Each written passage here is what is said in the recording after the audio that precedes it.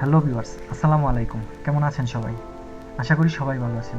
তো ভিউয়ার্স, আজকে যে ভিডিওটা আমরা দেখব, এটা একটা সম্পূর্ণ ইসলামিক ইতিহাসের ভিডিও। আমার কাছে এই ভিডিওটা অসম্ভব ভালো লেগেছে। আশা করি আপনাদেরও ভালো লাগবে। তো ভিডিওটা না টেনে পুরো ভিডিওটা দেখবেন, তাহলেই ইতিহাসটা জানতে পারবেন। তো চলুন আর দেরি না করে চলে যাই মূল ভিডিওতে। একদা সাদ্দাত তখন নবজাত শিশু মায়ের সাথে জাহাজে করে গভীর সমুদ্র পাড়ি দিয়েছে। সাদ্দাতের বয়স তখন 2 দিন কি 3 দিন হবে। জাহাজ যখন সমুদ্রের মাঝে গেল তখন হঠাৎ প্রবল বেগে ঝড় বৃষ্টি শুরু হলো, আর এই জাহাজটি গভীর সমুদ্রে ডুবে যাচ্ছে। সাদ্দাতের মা জাহাজের একটি কাঠ ভাসতে দেখে। মা খুব কষ্ট করে শিশুটিকে নিয়ে কাঠে ভাসতে লাগলো। জাহাজে সবাই মারা গেল, কিন্তু সাদ্দাত এবং তার মা দুজনেই বেঁচে রইল। বিশাল এই সমুদ্রের মাঝে সাহায্য করার মতো তাদের কাছে কেউ নেই, এক আল্লাহ রব্বুল আলামিন ছাড়া। শিশুটির কথা ভাবতেই মায়ের চোখ দিয়ে জল বেরিয়ে গেল। কিভাবে বাঁচাবে এই শিশুকে, সে কিছুই বুঝতে পারছে না। অস্থিরতার কালো মেঘ ছেয়ে যায় তার সমস্ত হৃদয়ে। এমন সময় আল্লাহ রব্বুল আলামিন আজরাইল ফেরেশতাকে ডেকে বলল, হে আজরাইল, যাও ওই গভীর সমুদ্রের মাঝে মা ও শিশু দুজনেই বেঁচে আছে, তাদের মধ্য থেকে এখনই মায়ের জান কবজ করে নিয়ে আসো। আজরাইল ফেরেশতা হুকুম পাওয়া মাত্র বিশাল সমুদ্রের মাঝে এসে দেখলো মা তার শিশুকে আদর করছে, দুধ খাওয়াচ্ছে, শিশুকে বাঁচানোর আপ্রাণ চেষ্টা করছে। এটা দেখে আজরাইল ফেরেশতার একটু দুঃখ হলো। সে মনে মনে বলল, হে আল্লাহ, এখনই তো মায়ের জান কবজ করব, কিন্তু এই শিশুটির কি হবে? তারপর এক বুক ব্যথা নিয়ে মায়ের জান কবজ করে আজরাইল ফেরেশতা চলে এলো। আল্লাহ তাআলার আদেশে সমুদ্র শান্ত হয়ে গেল। শিশুটি ভাসতে ভাসতে সমুদ্রের কিনারায় এক জঙ্গলের ধারে এসে পৌঁছালো। শিশুটি কান্না করছে, কেননা তার খুব খিদে পেয়েছে। ওই জঙ্গলে ছিল বিশাল বাঘ ও বাঘিনী। তাদেরও বাচ্চা হয়েছিল, কিন্তু তাদের বাচ্চাগুলো কেউ বেঁচে নেই। আল্লাহ তাআলার আদেশে বাঘ শিশুটির দিকে এগিয়ে এলো। শিশুটিকে দেখে বাঘেরও এত মায়া হলো যে শিশুটিকে বাঘ দুধ পান করালো। এভাবেই সেদিন অতিবাহিত হয়ে গেল। পরের দিন একজন জেলে মাছ ধরার উদ্দেশ্যে ওই জঙ্গলের পাশ দিয়ে যাচ্ছিল। এমন সময় হঠাৎ করে তার চোখ গেল ওই শিশুটির দিকে। দেখে তার খুব মায়া হলো। সে বলতে লাগলো, হে আল্লাহ, কি সুন্দর দেখতে এই বাচ্চাটি। জানি না এই বাচ্চাটি কার, এমন জায়গায় কিভাবে বাচ্চাটি বেঁচে আছে।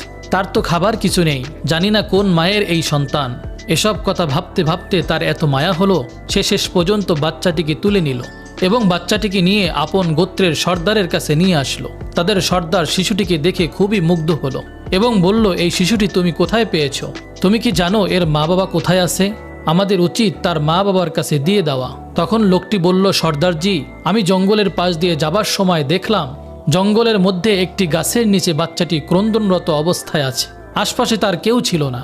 মনে হয় তার মা বাবা ইন্তেকাল করেছে।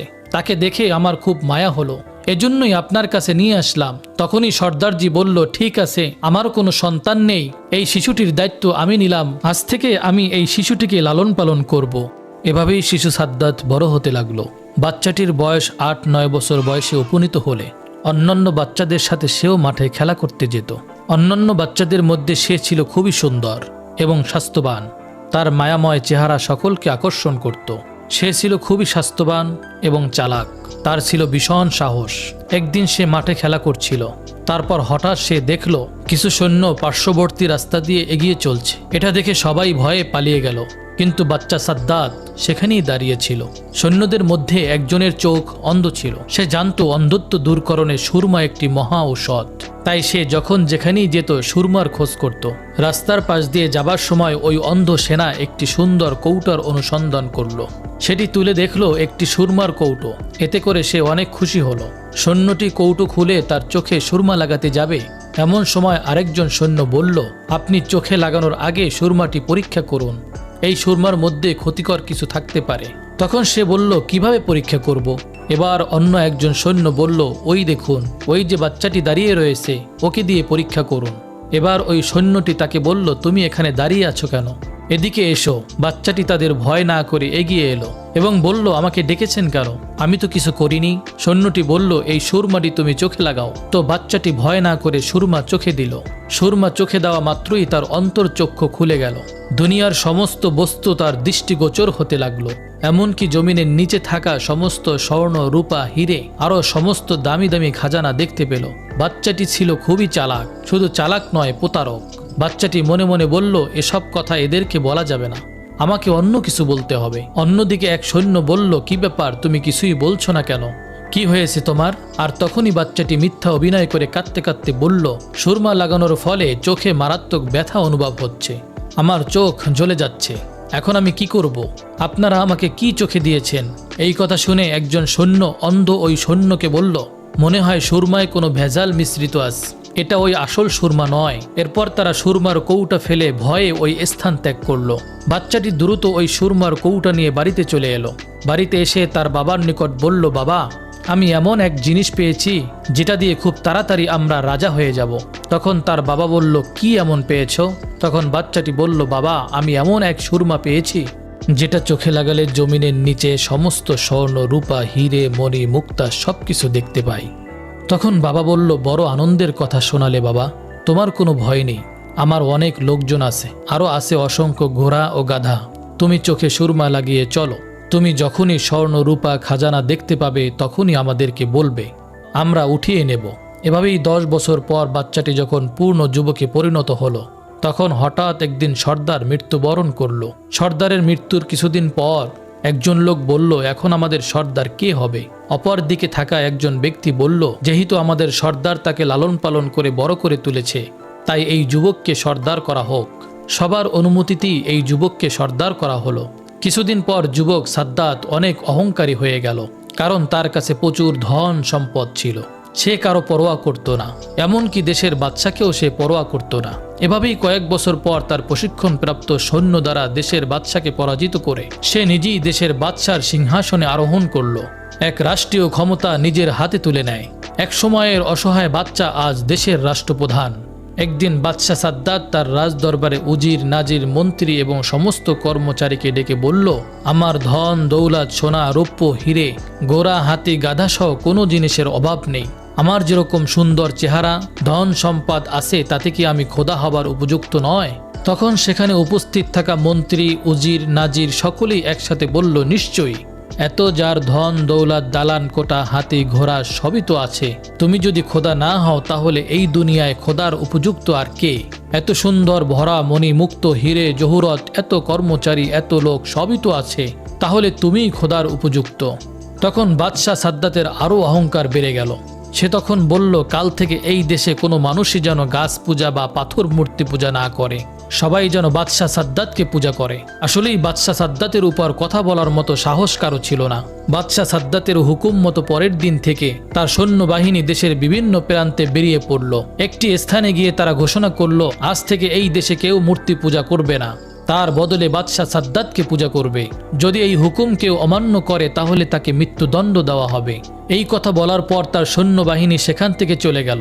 এদিকে হযরত হুদ আলাইহিস সালাম মূর্তি পূজা সেরে সকলকে আল্লাহর রাস্তায় আসার জন্য আহ্বান করছে, আল্লাহর দ্বীন প্রচার করছে। কিন্তু বাদশাহ সাদ্দাতের সৈন্যদের মুখে এমন কথা শোনার কিছুদিন পর হযরত হুদ আলাইহিস সালাম বাদশাহ সাদ্দাতের দরবারে এসে হাজির হলেন। হযরত হুদ আলাইহিস সালাম বললেন, হে বাদশাহ সাদ্দাত, তুমি নাকি নিজেকে পূজা করতে বলেছ, তুমি নাকি খোদাই দাবি করেছ, তোমায় এত সাহস কে দিয়েছে? এখনো সময় আছে, এক আল্লাহর প্রতি ঈমান আনো। হযরত হুদ আলাইহিস সালামের সাহস দেখে রাজ দরবারের সবাই অবাক। যার ভয়ে দেশের সমস্ত মানুষ, উজির, নাজির, মন্ত্রী, এমনকি নিজের বেগমও কথা বলতে পারে না, সেখানে একজন দরবেশ কি তাকে উপদেশ দিচ্ছে? কে এই ব্যক্তি তারা কেউ বুঝতে পারছে না। পাশে থাকা তার মন্ত্রী বলল, হুজুর, কে এই ব্যক্তি যে আপনার উপর কথা বলে? তার সাহস তো কম না। তখন বাদশাহ সাদ্দাত প্রচণ্ড রেগে গেল, উচ্চস্বরে গর্জন করে বলে উঠল, তোমার আল্লাহকে মানতে যাব কিসের জন্য? আমি নিজেই খোদা। তখন হযরত হুদ আলাইহিস সালাম বললেন, আল্লাহ পরম করুণাময়, তিনি আপনাকে দুনিয়ায় সুখে রাখবেন এবং মৃত্যুর পর আপনাকে বেহেশতে থাকতে দিবেন। এই কথা শুনে বাদশাহ সাদ্দাত বলল, তোমার আল্লাহ কি আমার চেয়েও সুখী? হযরত হুদ আলাইহিস সালাম বললেন, নিশ্চয়ই, আল্লাহ তাআলা নেক বান্দাদের জন্য বেহেশত তৈরি করেছেন। দুনিয়া ছেড়ে চলে যাওয়ার পর পরকালে বেহেশত রয়েছে। বেহেশতে রয়েছে অতুলনীয় শোভা, অফুরন্ত সুখ, সেখানে কোনো কিছুর অভাব নেই। সেখানে থাকবে হুর, কত খাবার যা দুনিয়ার সমস্ত খাবারের স্বাদের থেকে আলাদা। থাকবে মধু, দুধের নহর। এই কথা শুনে বাদশাহ সাদ্দাত হাহা করে হেসে উঠল এবং বলল, রেখে দাও তোমার আল্লাহর বেহেশতের কাহিনী। এমন আজগুবি গল্প কতই না শুনেছি। হযরত হুদ আলাইহিস সালাম বললেন, এগুলো কোনো মিথ্যা গল্প নয়, এগুলো সত্যি। আল্লাহ তাআলার এমন অপরূপ বেহেশত তোমার কি পছন্দ হয় না? তখন সাদ্দাত অহংকার করে বলে উঠল, আমি তোমার আল্লাহর কাছে মাথা নত করব কেন? আমি কি তোমার আল্লাহর মতো বেহেশত তৈরি করতে পারি না? আমার তো কোনো কিছুর অভাব নেই। তখন হযরত হুদ আলাইহিস সালাম বললেন, বাদশাহ সাদ্দাত, তোমার মাথা খারাপ হয়ে গেছে, না হলে এমন কথা বলতে না। আল্লাহ যা করতে পারে তা পৃথিবীর কোনো মানুষ কখনোই করতে পারে না। আর তখন অহংকার করে সাদ্দাত হেসে বলল, মূর্খরা এমন কথা বলে, আমি নিশ্চয়ই পারবো। আমার টাকা পয়সা কর্মচারী কোনো কিছুর অভাব নেই। আমি তোমার আল্লাহর মতো একটি বেহেশত বানিয়ে দেখিয়ে দেব। সাদ্দাতের কথা শুনে হযরত হুদ আলাইহিস সালাম প্রচণ্ড রেগে গিয়ে বলল, মূর্খ বাদশা, এত বড় স্পর্ধা তোমার, এত অহংকার কিছুতেই আল্লাহ তাআলা সহ্য করবে না। বাদশাহ তখন প্রচণ্ড রেগে গিয়ে হযরত হুদ আলাইহিস সালামকে সেখান থেকে তাড়িয়ে দিলেন। কিছুদিন পর বাদশাহ সাদ্দাত তার সমস্ত উজির, নাজির, মন্ত্রী এবং কর্মচারীকে ডেকে বললেন, আমি দুনিয়াতে বেহেশত তৈরি করার সংকল্প করেছি, সুতরাং তোমরা উপযুক্ত জায়গার সন্ধান করো। হুকুম মাত্রই সারা দেশে সৈন্যবাহিনী জায়গার অনুসন্ধান করতে লাগলো। অনেক অনুসন্ধান করার পর একটি জায়গা সবার পছন্দ হলো। এই খবর জানানোর জন্য তারা সবাই তাড়াতাড়ি রাজ দরবারে আসলেন। সাদ্দাতের প্রধান উপদেষ্টা তাকে বলল, হুজুর, বেহেশত বানানোর জন্য সবচেয়ে সুন্দর এবং উপযুক্ত স্থান পেয়েছি। বাদশাহ সাদ্দাত বলল, কোন স্থান? সেই স্থানের বিবরণ দাও। তখন প্রধান উপদেষ্টা বলল, স্থানটি লম্বায় ৮,০০০ মাইল এবং চওড়া ৫,০০০ মাইল। এই কথা শুনে বাদশাহ সাদ্দাত অনেক খুশি হলো। সাথে সাথে বাদশাহ সাদ্দাত ঘোষণা করল, এই দেশে কারো ঘর বাড়িতে কেউ স্বর্ণ রূপা রাখতে পারবে না, সবাইকে রাজ দরবারে জমা দিয়ে যেতে হবে। হুকুম মতো পরের দিন থেকে সাদ্দাতের সৈন্যবাহিনী দেশের বিভিন্ন প্রান্তে প্রতিটি বাড়িতে অনুসন্ধান করতে লাগলো। যার বাড়িতে সোনা, রূপা, হিরে পাওয়া যেত সেটিকে তারা নিয়ে চলে আসতো। এইভাবে বাদশাহ সাদ্দাতের সৈন্যবাহিনী সাধারণ মানুষের উপর অত্যাচার করত। দেশে ক্রমশ অন্যায় অত্যাচার বেড়ে গেল। বাদশাহ সাদ্দাত তার মন্ত্রীকে জিজ্ঞেস করল, মন্ত্রী, বেহেশত তৈরির কাজ কতদূর এগোলো? মন্ত্রী বলল, হুজুর, দুনিয়ার বিভিন্ন প্রান্তে যেখানে যত মূল্যবান জিনিস ছিল, স্বর্ণ, হিরে, মানিক, মুক্ত, জহুরত, ইয়াকুত ও মার্বেল জোগাড় করা হলো। এমনি ভাবে পৃথিবীর বিভিন্ন প্রান্ত থেকে লক্ষ লক্ষ সুদক্ষ কারিগর ও মজুরি বেহেশত তৈরির জন্য আসতে শুরু করলো। বাদশাহ সাদ্দাত তাদেরকে বলল, তোমরা বেহেশতের মধ্যে এমন অসংখ্য বালাখানা তৈরি করবে, যার একটি ইট হবে স্বর্ণের এবং অপরটি হবে রূপার। মনে রাখবে, তোমরা যেদিন এই কাজ সফল করে আমাকে সংবাদ দেবে, সেদিনই আমার চিরকাঙ্ক্ষিত বেহেশতে বসবাসের জন্য যাব। দিন রাত পরিশ্রম করে ৩০০ বছর ধরে বেহেশত তৈরি করা হলো। অনেক ঐতিহাসিকদের মতে সেটি বিচিত্র কারুকার্যময় ও অপূর্ব সুন্দর হয়েছিল। যেদিকে নজর দেওয়া যায় সেদিকেই অপরূপ। চারদিকে কারিগরদের শ্বেত পাথরের অপূর্ব কার্য। রংমহলের চারিধারে হাজার হাজার ঝাড় লণ্ঠন ঝুলছে, কিন্তু আলোর দরকার হয় না। অন্ধকার রাতে সেই ঘরগুলো চাঁদের আলোর মতো স্নিগ্ধ। উজ্জ্বল মণিমুক্ত খচিত ঘরের মেঝে সজ্জিত রয়েছে। মেঝের উপরে রয়েছে নানান রকমের সুন্দর সুন্দর ফুলদানি। ঘরের চারদিক থেকে আতর, গোলাপ, মিস্ক, আম্বরের খুশবু ছুটছে। মহলের চারিপাশে বাগান, ওই বাগানে রয়েছে সোনা রূপার গাছ। তার পাতা ও ফল নানা রকমের কারুকার্যময়। পাথর দিয়ে তৈরি ভ্রমর ও মৌমাছিগুলো এমন সুন্দরভাবে নির্মিত যে দেখলে মনে হবে তারা সত্যি সত্যি ফুলের উপর বসে মধু পান করছে। সেসব ফুল থেকেও খুশবু বার হচ্ছে, আর ওইসব গাছের নিচ দিয়ে কুলকুল শব্দ করে বয়ে চলছে গোলাপ পানির নহর। তার পানি এত স্বচ্ছ যেন মনে হচ্ছে মুক্তার ধারা বয়ে চলছে। ধারে ধারে হিরে, মণি, মুক্তার ঘাট। এখানেই তৈরি শত শত সুন্দরী রমণী আছে। তারপরে আনন্দের জন্য নাচঘর। সেখানে সারা পৃথিবী থেকে বেছে বেছে সুন্দরী রমণীদের আনা হলো। আনন্দের জন্য কচি কচি ফুটফুটে সুন্দর কিশোরীদের রাখা হলো। সোনার উপর তৈরির সমস্ত ঘরের আসবাবপত্র তৈরি করা হলো। সর্বশেষে বহু পরিশ্রমের ফলে বেহেশত নির্মাণের কাজ সম্পূর্ণ হলো। অবশেষে বাদশার মন্ত্রী একদিন বাদশার কাছে গিয়ে বলল, হুজুর, বেহেশত নির্মাণের কাজ শেষ হয়েছে। বাদশাহ সাদ্দাত খুব আনন্দের সাথে বলল, বেহেশত কেমন নির্মাণ হলো? মন্ত্রী বলল, হুজুর, যেদিকে চোখ যায় চোখ জুড়িয়ে যাবে। পৃথিবীর এমন কোনো জিনিস নাই যে সেখানে আমরা তৈরি করিনি। বলুন, আপনি কবে সেখানে প্রবেশ করবেন? বাদশাহ সাদ্দাত বলল, ঠিক আছে, কিছুদিন পরেই আমি সেখানে প্রবেশ করব। তুমি এটি আয়োজনের ব্যবস্থা করো। সাদ্দাতের সম্মানার্থে বেহেশতে প্রবেশ পথে নির্মাণ হলো শাহী তরণ। অনিন্দিত সুন্দরী যুবতীদের দাঁড় করিয়ে রাখা হলো বাদশাকে অভ্যর্থনা জানানোর জন্য। মোট কথা, বাদশার আনন্দ, আরাম, আয়েশের জন্য যত কিছুর প্রয়োজন সবই তারা করল। বেহেশতে প্রবেশের নির্ধারিত সময় উপস্থিত সকল প্রকার প্রস্তুতি সম্পূর্ণ। বাদশাহ শাহী পোশাকে সজ্জিত হয়ে তার মন্ত্রী, উজির, নাজির, কর্মচারী সমস্ত লোকজনকে নিয়ে বেহেশতে প্রবেশের জন্য এগিয়ে চলল। কিছুদূর যাবার পর দূর থেকে নজর পড়ল বেহেশতের একটা অংশে, এত চমকপ্রদ যে চোখ ঝলসে যেতে লাগলো। আনন্দে সাদ্দাতের মুখ থেকে কথা বের হলো না। মনে মনে বলল, এই তো আমার বেহেশত, ওখানে আমি খোদা হয়ে বসবো। এমনি ভাবে তারা প্রায় বেহেশতের কাছে এসে পড়ল। বাদশাহ সাদ্দাত যখন বেহেশতের দরজার কাছে এসে পড়ল, ঠিক এমন সময় আল্লাহ রব্বুল আলমিন হজরত আজরাইল ফেরেশতাকে ডেকে বলল, হে আজরাইল, যাও বাদশাহ সাদ্দাতের এখনই জান কবজ করে নিয়ে আসো। দুনিয়ার বুকে বেহেশত বানানোর আশা আকাঙ্ক্ষা তার চিরতরে মিটিয়ে দাও। আল্লাহ রব্বুল আলমিনের হুকুম পাওয়া মাত্রই হজরত আজরাইল ফেরেশতা সাদ্দাতের সেই বানানো বেহেশতের দরজায় একটি সুন্দর যুবক সেজে দাঁড়িয়ে রইল। তার সুন্দর চেহারা দেখে খুশি হয়ে বাদশাহ সাদ্দাত তাকে জিজ্ঞাসা করল, তুমি কি বেহেশতের দারোয়ান? যুবক উত্তরে বলল, আমি মালাকুল মৌত আজরাইল ফেরেশতা। সাদ্দাত একটু হতভম্ব হয়ে গেল। সে বলল, তার মানে আমি কিছুই বুঝতে পারছি না। আমি আজরাইল ফেরেশতা, তোমার জান কবজের জন্য আল্লাহ তাআলা আমাকে পাঠিয়েছে। সাদ্দাত ক্রোধে উদ্যম হয়ে উঠল, চিৎকার করে বলল, সাবধান, আমার সঙ্গে তামাশা করা। অপেক্ষা না করে সে নিজেই তার সঙ্গে মোকাবেলা করার জন্য প্রস্তুত হলো। কিন্তু কি আশ্চর্য, সে ওখানেই পাথরের মতো থমকে রইল। ভয়ে তার সারা শরীর দিয়ে ঝরঝর করে ঘাম বের হতে লাগলো। চিৎকার করে বলল, সৈন্যগণ, শত্রুকে মোকাবেলা করো। তখন আজরাইল ফেরেশতা অট্ট হাসি হেসে বলল, কোথায় তোমার সেই বিশাল সৈন্য সামন্ত, কোথায় তোমার সেই বিশাল ক্ষমতা? সাদ্দাত ভালো করে লক্ষ্য করে দেখল, তার সৈন্য সামন্ত, উজির, নাজির, মন্ত্রী, কর্মচারী যে যেখানে ছিল সবাই একেবারে নিশ্চিহ্ন হয়ে গেছে। সাদ্দাত এবার ঠক ঠক করে কাঁপতে লাগলো। তারপর নত হয়ে ভীতুকণ্ঠে বলল, সত্যিই কি তুমি আজরাইল? হজরত আজরাইল ফেরেশতা বলল, হ্যাঁ, সত্যিই আমি আজরাইল, কিন্তু দেরি করার আমার আর সময় নেই। আল্লাহর হুকুম পালন করতেই হবে।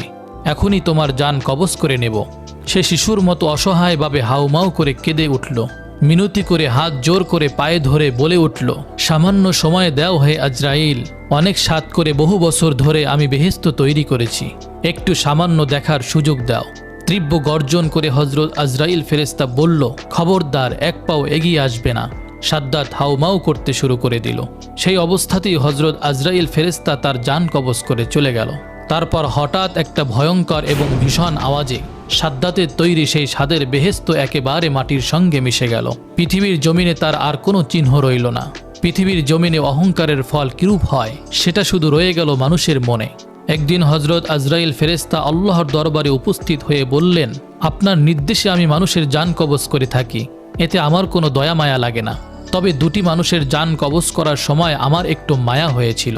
তার মধ্যে একজন হলো ওই মহিলা যে বিশাল সমুদ্রের মাঝে জাহাজ ডুবে যাওয়ার পর আপন শিশুকে নিয়ে একটি কাঠের উপর ভাসছিল, আর তখনই আপনি তার জান কবজ করার নির্দেশ দিয়েছিলেন। আমার তখন ওই বাচ্চাটির জন্য বড়ই মায়া হয়েছিল যে এই শিশুটির অবস্থা এখন কি হবে, কে তাকে দুধ খাওয়াবে, দেখাশোনা করে বড় করে তুলবে। আর একজন হলো এই বাচ্চা যে কয়েক বছর ধরে সাধনা করে একটি মনোরম বেহেশত বানিয়েছিল। অতপর সে যখন ওই বেহেশতে প্রবেশ করতে গেল, ঠিক তখনই আমাকে আপনি জান কবজ করার আদেশ দিলেন। আমার তখন বড়ই খারাপ লাগছিল, এই জন্য যে সে তার নির্মিত বেহেশতকে এক পলকের জন্য দেখে যেতে পারল না। হজরত আজরাইল ফেরেশতার এমন কথা শুনে আল্লাহ রব্বুল আলামিন বললেন, হে আজরাইল, যে বাদশার জন্য তোমার মায়া দয়া হলো, যার জন্য তুমি আফসুস করছো, সে তো ওই শিশুটি বিশাল সমুদ্রের মাঝে জাহাজ ডুবে যাওয়ার পর যার মায়ের জান কবজ করতে তোমার মায়া হয়েছিল। হে আজরাইল, তুমি জানো না সে শিশুটি বড় হয়ে আমার নাফরমানি করেছে, অহংকার করে আল্লাহ তাআলাকে অস্বীকার করেছে, আল্লাহর হুকুমের বিরোধিতা করেছে। তাই আমি তার বেহেশতে পা রাখার সুযোগ দেইনি, বরং তার ভিতরে প্রবেশের আগেই সব ধ্বংস করে দিয়েছি। প্রিয় দর্শক, এই ঘটনা থেকে আমাদের শিক্ষা নেওয়া উচিত। আল্লাহর নিয়ামতকে অস্বীকার করলে, অহংকার করলে এর পরিণতি খুবই খারাপ হয়। আমরা এই পৃথিবীতে আল্লাহর নিয়ামতের মাঝে ডুবে থেকেও অহরহ নাফরমানি করি। এখন পর্যন্ত যারা এই ভিডিওটা দেখছেন তাদেরকে অসংখ্য অসংখ্য ধন্যবাদ। তো বন্ধুরা, ভিডিওটা যদি ভালো লাগে তাহলে অবশ্যই বন্ধুদের মাঝে শেয়ার করবেন আর চ্যানেলটাকে সাবস্ক্রাইব করে পাশেই থাকবেন।